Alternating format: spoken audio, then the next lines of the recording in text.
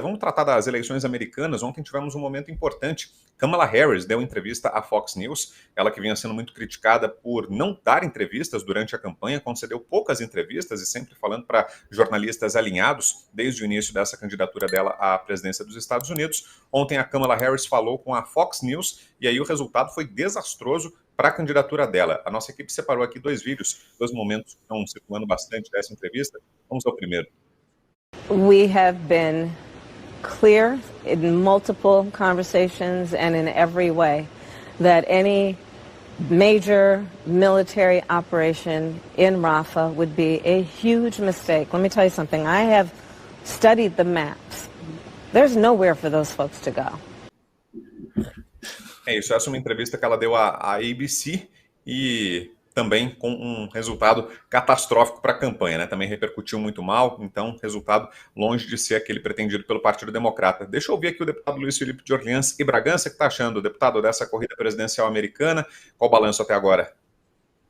Então, no início da campanha, assim que foi lançado o nome da Kamala Harris, existia, até todos os estudos indicavam que ela tinha chances de ganhar.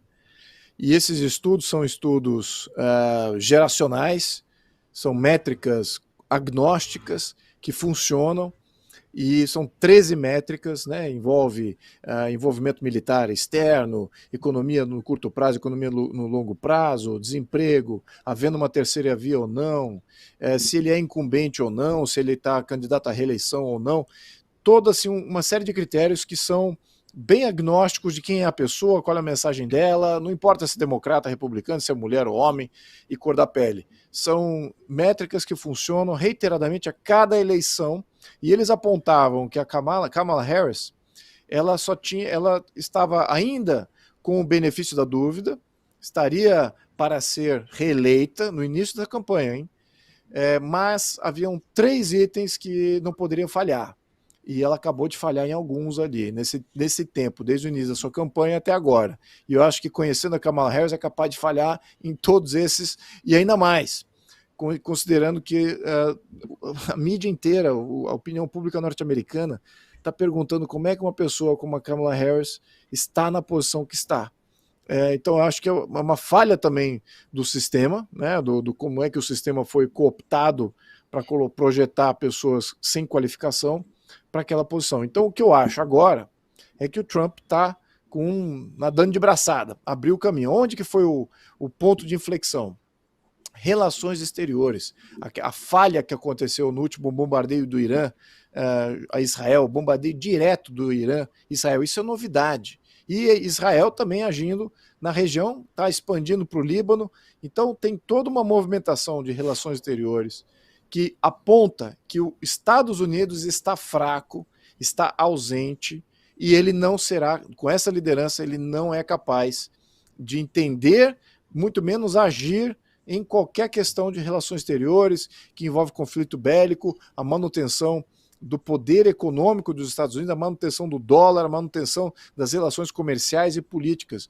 Lembrando, é um shift que está sendo até contribuído. Uma das razões que o Irã tem atacado Israel é exatamente por causa disso.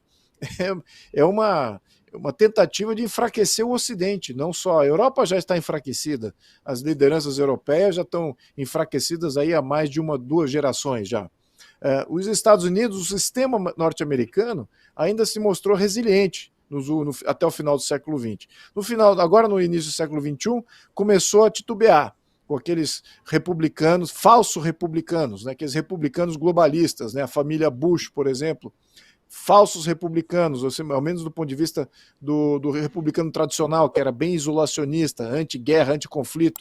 No entanto, era pró-defesas fortes para poder se defender muito bem e defender seus interesses. Então, essa mudança está acontecendo de fora, em que você vê países que antes eram pobres, ficando ricos, ficando muito competentes em termos econômicos, só que eles nunca desenvolveram politicamente, mas formando um bloco autocrático contra o Ocidente, que montou todas as estruturas econômicas, comerciais, políticas, que agem em toda essa esfera global.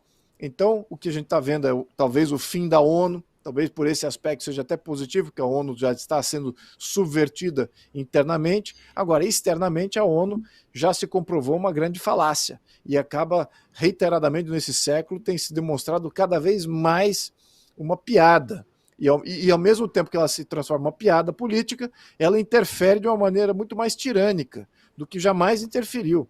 Então você vê aí uma deterioração da presença norte-americana, é o que está na base dessas mudanças. É uma deterioração interna dos Estados Unidos. Os Estados Unidos, externamente, ele é indebelável. Ele é um impávido colosso. Não há como você tirar o poderio bélico e a força, o hard power dos Estados Unidos mundial. Isso é impossível. Agora, agir internamente e desestruturar as Forças Armadas, desmotivar a moralidade do povo americano, desmoralizar e também fragilizar a economia norte-americana, é exatamente isso que está em curso com o Partido Democrata, e a Kamala Harris representa isso, um enfraquecimento interno muito mais forte, que tem um reflexo externo, e a população, olha, a população norte-americana, ela olha as relações exteriores com muito rigor.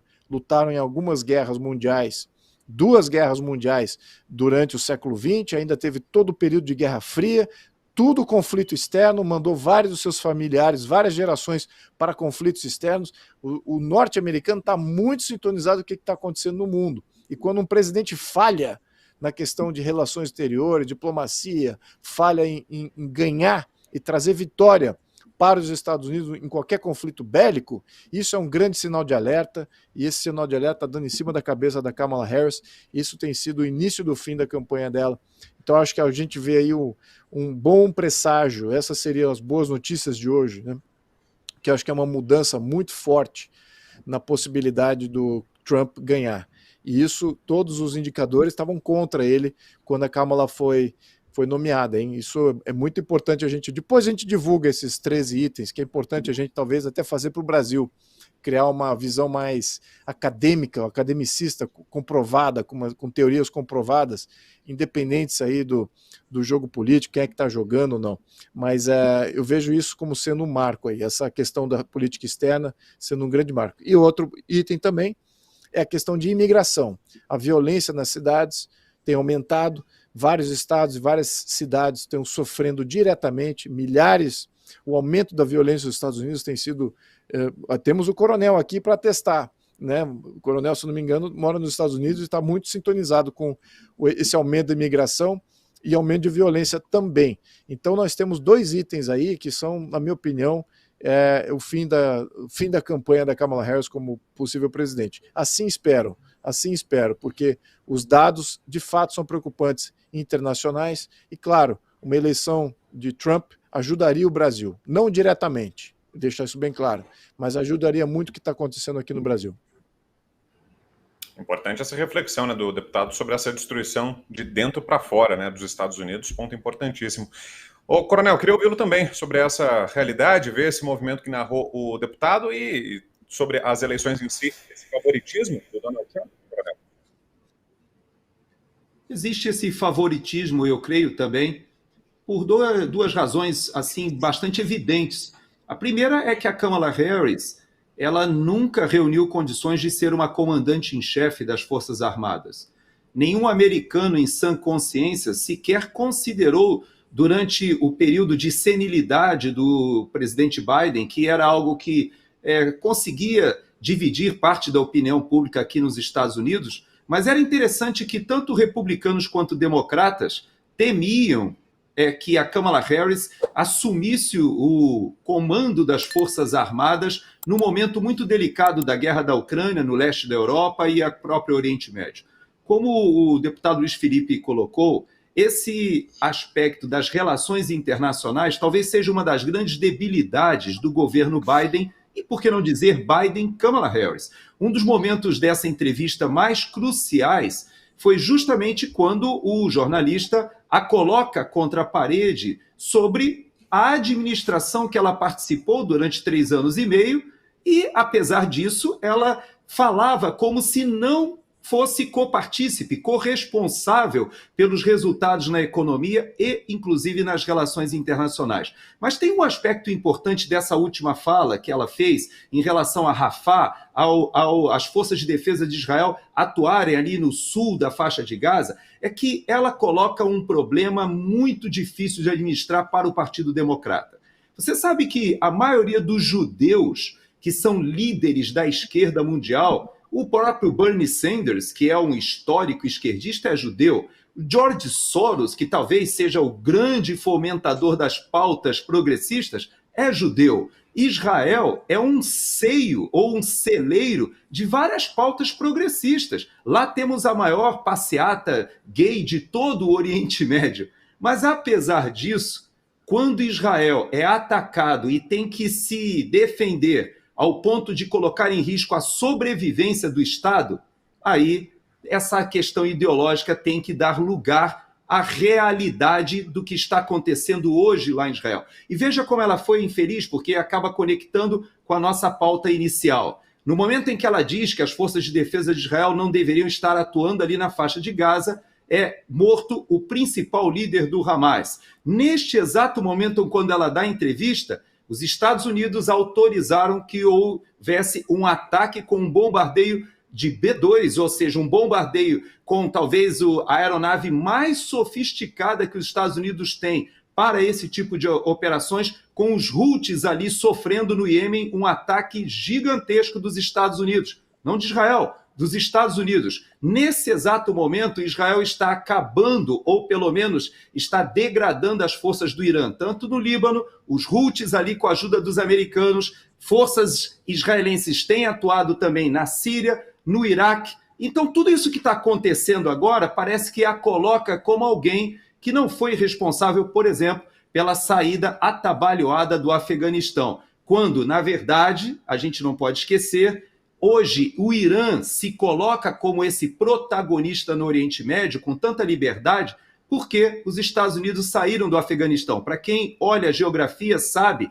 que aquela base aérea em Bagram, que era a maior base aérea na Ásia Central que os Estados Unidos tinham, que durante mais de 2 décadas concentraram um poder aéreo gigantesco ali, era o que mantinha o Irã preso, contido, porque ele tinha ali na vizinhança um grande poderio militar americano. Isso acabou, essa base aérea foi abandonada, material bélico foi deixado para trás e os Estados Unidos começaram a mudar a geografia internacional, a geopolítica internacional, exatamente com esse início de operação completamente vergonhosa ali no Afeganistão. Então, a Kamala Harris, ela na verdade participou de tudo isso e não tem como se dissociar do governo Biden. Então, eu creio sim que o americano hoje não suportará tê-la à frente das Forças Armadas aqui dos Estados Unidos, Vitor. Perfeito. E antes de passar, Serrão, deixa eu acrescentar outra informação, que é o seguinte, relacionada à eleição americana. Elon Musk doou cerca de 75 milhões de dólares, aproximadamente 422 milhões de reais, para o America PAC, Comitê de Apoio à Campanha do ex-presidente Donald Trump. Segundo dados federais divulgados na terça-feira, o montante foi desembolsado ao longo de 3 meses.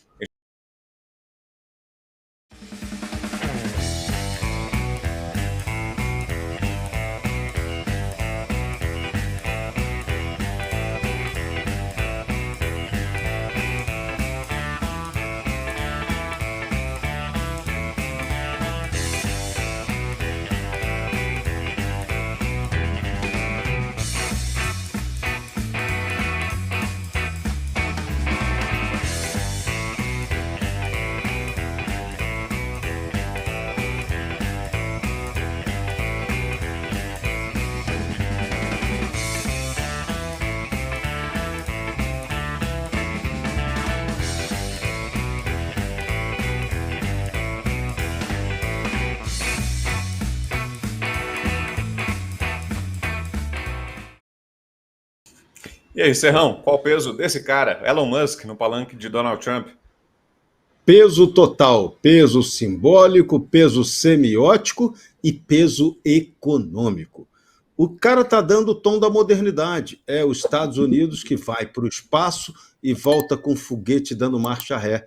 É a alta tecnologia, é o avanço. mas, sobretudo, o discurso do Elon Musk. O Elon Musk hoje é situado como o cara que defende a liberdade, essa palavrinha mágica que tem que ser a nossa grande luta aqui no Brasil, a luta pela liberdade. Se a gente conseguir desencavar isso, o resto vem como consequência. Então, ele chegou com muita grana, a campanha do Trump está pesadíssima, fortíssima em termos de recurso para a campanha, e isso torna a situação democrata ainda mais débil. Até porque os democratas estão preocupados com a desmoralização que o partido sofreu e também tem muito democrata raiz que não está gostando nada das armações em alguns estados com esse esquema de carta, de mandar voto, o esquema de votação pelo correio e cadastramento de imigrantes. Isso aí está pegando mal, está com aquele cheirinho de fraude que desmoraliza completamente um sistema que o americano, durante décadas, conseguiu consolidar como algo muito correto e adequado ao modelo deles. Os democratas estão esculhambando com a essência americana e isso vai custar caro para os democratas. Concorda, Coronel? Tem peso essa presença do Elon Musk? Será que, até do ponto de vista eleitoral, ajuda o Donald Trump a se conectar, por exemplo, com o eleitor mais jovem? Faz a diferença ter o Elon Musk ao lado? Eu creio que sim. E o Elon Musk, como o Serrão falou, ele não só é aquele empresário bem-sucedido da Tesla, né, que aqui nos Estados Unidos o fenômeno do que ele fez com a Tesla é muito insensado, é muito reconhecido. Mas ele foi aquele que ousou ser a voz dissonante das Big Techs. Quando ele compra o Twitter, ele, na verdade, poderia até ser considerado como um rico exótico que resolveu nadar contra a correnteza, mas ele, na verdade, quando liberou os Twitter Files, ele abriu uma ferida que estava aqui nos Estados Unidos sendo tamponada pelo mainstream jornalístico. Na verdade, o que ele deixou transparecer é que o Estado, o governo, interferia nas eleições e no processo político por intermédio de algoritmos poderosos utilizados pelas Big Techs, ou pelas redes sociais e pelas mídias, de modo geral, na mão de pequenos grupos ou de grupos poderosos na mão de poucos. Ele entrou nessa disputa, abriu essas informações, isso refletiu até para o Brasil. É importante a gente lembrar que o Twitter Files Brasil foi em decorrência disso e a gente descobriu muita coisa errada que está sendo feita, ainda está sendo feita aqui nos Estados Unidos. Então, o aporte dele do ponto de vista político é muito importante. Mas eu tenho que dizer também que hoje aqui nos Estados Unidos se celebra o que ele fez, na verdade, na indústria aeroespacial. A verdade é que talvez isso não tenha repercutido de uma forma muito grande no Brasil como deveria, mas desde que ele vai com a SpaceX e entra com a iniciativa privada na NASA, houve uma transformação, uma redução de custos, uma eficiência gigantesca. Talvez até tenha uma conexão com isso que o próprio Serrão colocou e o Luiz Felipe também em relação à Enel lá no Brasil, porque quando a gente vê a privatização e o pessoal querendo voltar para um processo de estatização, aqui a NASA, para que vocês tenham uma ideia, eu fui a um lançamento na SpaceX aqui em Cabo Canaveral há pouco tempo e perguntei para alguém lá da NASA quantos lançamentos a NASA faria esse ano. E a resposta foi 6, meia dúzia. E eu perguntei quantos a SpaceX faria. Ele disse mais de 100.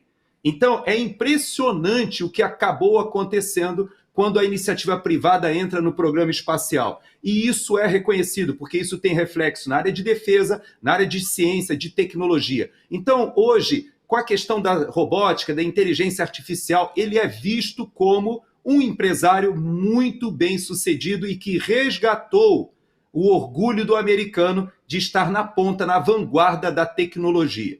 Então, eu creio que sim, você tocou num ponto, o jovem se sente atraído, aquela área ali do Vale do Silício, que é democrata até a raiz do cabelo, agora já começa a se questionar se ele não está certo de deixar a Califórnia e transferir suas operações para o Texas, que talvez ele esteja certo também de deixar o lado democrata, que ele sempre foi um apoiador do Partido Democrata, e agora reconhece que o momento dos Estados Unidos é tão crítico, como o Luiz Felipe falou, com a possibilidade de uma implosão da sociedade americana, de um esgarçamento da sociedade americana, que o Elon Musk chega para o americano e diz o seguinte: agora nós não temos duas opções, é Donald Trump ou nós entraremos numa crise institucional, colocando em risco a República dos Estados Unidos. Diga, deputado. A gente não pode menosprezar a máquina de fraude. Isso é importantíssimo a gente pontuar. Só lembrando, o Musk está contribuindo 73 milhões, o Zuckerberg contribuiu 400 milhões na última campanha que elegeu o Biden. Só que ele investiu junto a aqueles diretores que são eleitos em cada estado e que comandam as eleições estaduais. Lembrando, lá não tem TSE, que é centralizado. Lá tem diretores ou delegados que são eleitos para comandar o processo eleitoral em cada estado. E eles são responsáveis pela documentação apresentada. Olha o que eu estou falando, documentação apresentada. E alguns estados, eles não requerem documentação para voto. E entrou nos Estados Unidos milhões de imigrantes ilegais. E eu já escutei abertamente nas mídias sociais, em entrevistas, os democratas tranquilos, dizendo que estão, olha, muito tranquilos, que, olha, temos tantos imigrantes que entraram, que vão votar na Kamala Harris, que a vitória é praticamente garantida. Então, essa é a máquina. Então, tem fraude por aí. Já começaram as votações por correio também nos Estados Unidos. Também é possível. Você pode enviar o seu voto por correio e, se eu não me engano, já iniciou. Ou seja, a eleição só é no mês que vem, mas o processo de enviar o seu voto por correio já se iniciou. Então, esse é outro canal de fraude. E tem, obviamente, que aqueles outros canais que conhecemos bem, né, quando o voto é impresso. Lembrando, né, o voto impresso também tem fraude.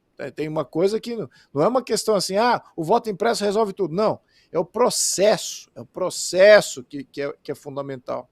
E quem vistoria e quão aberto está. Então é isso que está o ponto aqui. A fraude, ela existe, os Estados Unidos monitora as fraudes, prende quem faz fraude. Existem milhares de pessoas que já foram presas por fraude eleitoral nos Estados Unidos. É um modelo falho? Não, não é um modelo falho. Quem falha são os fraudadores e quando eles são presos, denunciam que de fato tem fraude. Mas o que é importante a gente pontuar aqui é que eles estão subvertendo o sistema eleitoral norte-americano e muitos dizem assim, é bem provável que o Donald Trump seja eleito com o maior número de votos jamais enviados para um presidente, à exceção do seu rival, que vai ser eleito com 500 milhões de votos. Né? Então, tá aí a grande frase ridícula, porque a população dos Estados Unidos é de 300 milhões. Então, como é que o outro vai ser eleito por um número de votos que simplesmente na somatória não dá certo? Então, é muito provável. Isso também é provável, tem que fazer monitoramento.